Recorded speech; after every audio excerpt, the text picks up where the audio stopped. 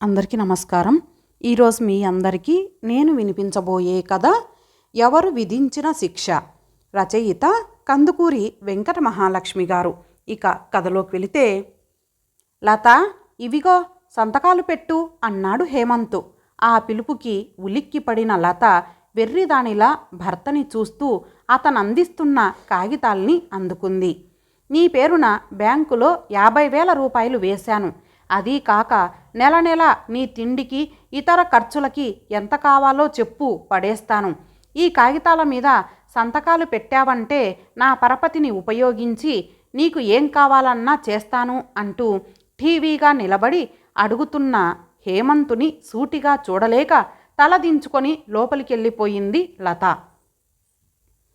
కట్టలు తెగిన గోదావరిలా పొంగుకొస్తున్న కన్నీటిని ఆపుకోలేక విగుపులు ఏడుపులు పైకి వినపడకుండా కొంగు నోట్లో కుక్కుకొని కుమిలిపోసాగింది లత.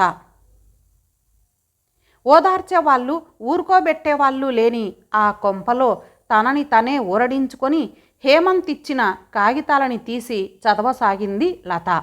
అది లాయర్ చేత రాయించుకొచ్చిన విడాకుల నోటీసు. దేశంలో ఎందరినో విడాకులు తీసుకున్న వారిని చూసింది, కానీ తన కేసు మాత్రం చాలా విచిత్రమైంది. పెళ్ళైన కొత్తలో లత హేమంతులని చూసిన వారు మేడ్ ఫర్ ఈచ్ అదర్ అనేవారు. ఆ దంపతుల అందచందాలు, అన్యోన్యత చూసి ఆనందించేవారు కొందరైతే అసూయపడేవారు మరికొందరుండేవారు. ఆ దాంపత్యాన్ని చూసి ఓర్వలేని వారిలో నేనూ ఉన్నానంటూ అగ్నిహోత్రుడు ఓ రోజు వంట చేస్తున్న లతని ఆక్రమించుకొని మాంసం ముద్దని చేసేశాడు. కొద్ది నెలల పాటు ఆస్పత్రిలో ఉన్న లత ఆకారం మారిపోయి ప్రాణాలతో మాత్రం తిరిగొచ్చింది. శరీరమంతా ముడుచుకుపోయి కాలిపోయిన మచ్చలతో వికృతంగా తయారయ్యింది.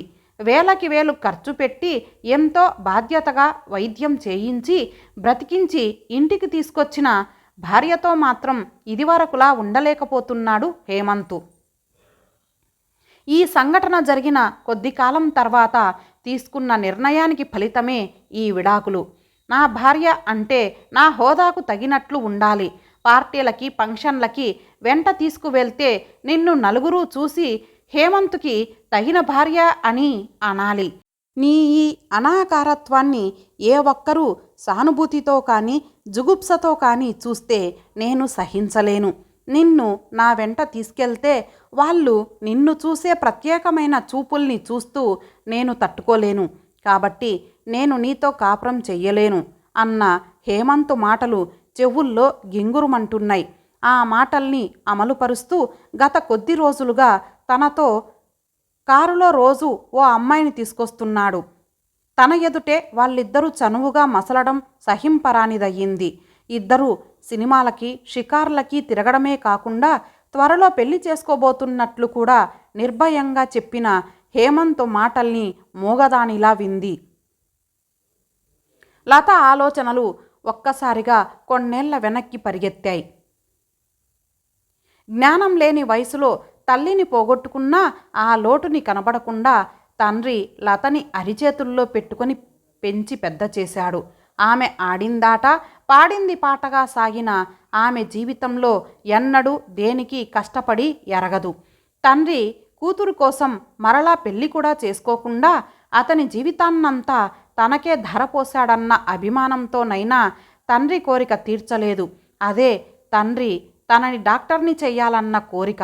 డాక్టర్ అవడం అవకపోవడం మాట అటుంచి అసలు చదువంటేనే అయిష్టత చూపే లత 10వ క్లాసు దాకా బలవంతాన స్కూల్కెళ్ళి ఇంకా చదవనని మంకుపట్టు పట్టడంతో కూతుర్ని నొప్పించడం ఇష్టం లేక ఒప్పించలేక ఓడిపోయిన తండ్రి ఆమె భవిష్యత్తు తీర్చిదిద్దడానికి మార్గాన్ని ఆలోచించి ఓ బీదింటి నుంచి డిగ్రీ చదువుతున్న అబ్బాయిని చూసి తెచ్చి అతనికి తన కూతుర్నిచ్చి పెళ్లి చేసి ఎంఎస్సి ఆ పైన ఎంబీఏ చెప్పించి తన ఆస్తిలో కొంత అమ్మి వ్యాపారం పెట్టించి మిగిలిన ఆస్తంతా కూతురి పేర రాసి వారి అభివృద్ధి అన్యోన్యతని చూసి కొన్నాళ్ళకి నిశ్చింతగా కళ్ళు మూశాడు.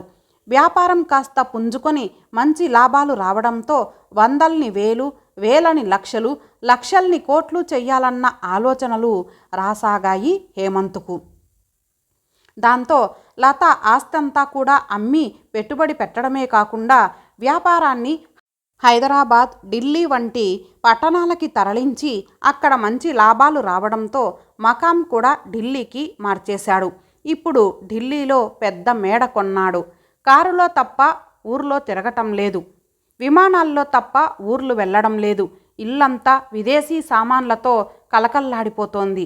ఆనందం, ఐశ్వర్యం అంతా లతా హేమంతుల మధ్యే బంధింపబడి ఉందా అన్నట్లుంది వారి సంసారం. ఆ ముచ్చటైన సంసారంలో వారి ప్రేమ పంటగా ఉదయించిన చిన్నారికి వసంత్ అని పేరు పెట్టుకున్నారు. వసంత్కు ఇప్పుడు 5వ ఏడు.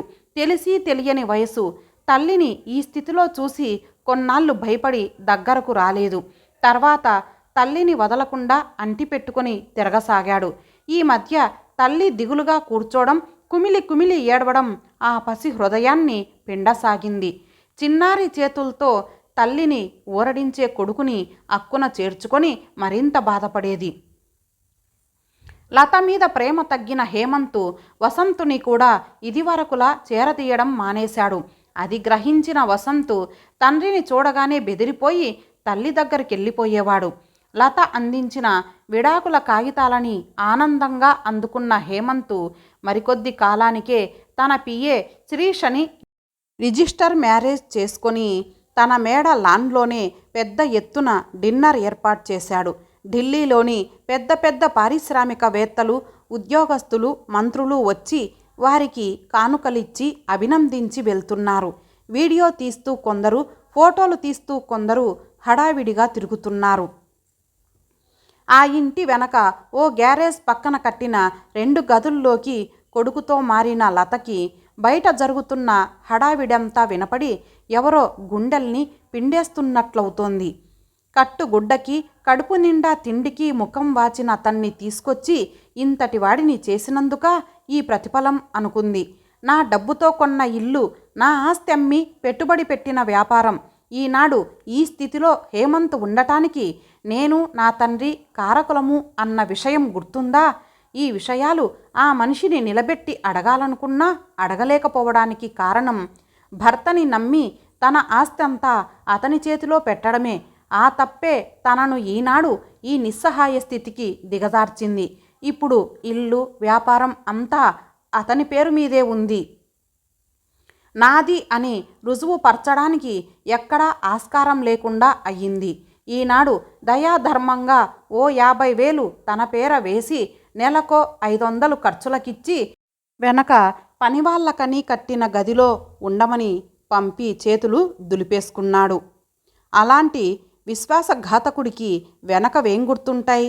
ఆనాడు తండ్రి చదువుకోమని బ్రతిమాలినప్పుడు తాను తిరస్కరించిన దానికి ఫలితం ఈనాడు బాగా అనుభవిస్తోంది. తనకే చదువుంటే ఇంత ఆస్తి పోయినా అతడిచ్చే డబ్బు విసిరికొట్టి ఏ ఉద్యోగమో చేసుకొని నీ లెక్కెంత అని బ్రతికి చూపించేదాన్ని అంటూ బాధపడసాగింది లత. ఆట నుంచి పరిగెత్తుకొచ్చిన వసంత్, అమ్మ, నాన్నగారింట్లో అందరూ బోలెడు స్వీట్లు తింటున్నారమ్మా, మనం కూడా వెళ్దామా అని అడగడంతో వెర్రిదానిలా కొడుకుని చూసి, అది మనకి కాదమ్మా, అది ఆంటీ కోసం అన్న తల్లి మాటలకి మరి నాన్నారు కూడా ఎందుకు దండలు వేసుకున్నారు అని అడుగుతున్న వసంతుని మరిపించాలని అతని చెయ్యి పట్టుకొని వంటింటి వైపుకు నడిపింది లత. కాలం పరిగెడుతోంది. సంవత్సరాలు దొర్లిపోతున్నాయి. హేమంత్ వయసు మల్లసాగింది.